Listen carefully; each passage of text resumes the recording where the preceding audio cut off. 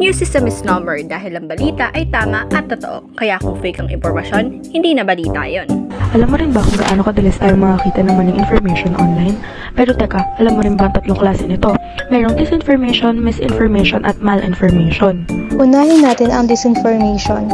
Ito yung sinasadyang ikalat ang maling impormasyon. Example, kapag may gumawa ng fake news para lituhin ang tao tungkol sa isang issue. Next ay misinformation. Maling impormasyon din to pero hindi sinasadya. Parang yung nakita mong post sa Facebook na share ka ng share pero fake news pala. Oops!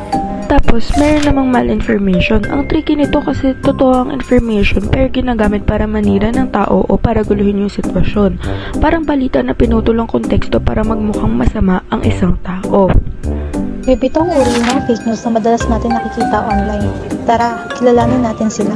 Una ay false connection. Yung pamagat ng article, iba sa laman, parang pag-click mo, hindi tugma yung sinasabi ng headline. Hay nako, X talaga sa clickbait. Pangalawa naman, Satire or parody. Mga biro o palabas na sadyang hindi totoo, pero minsan may naniniwala.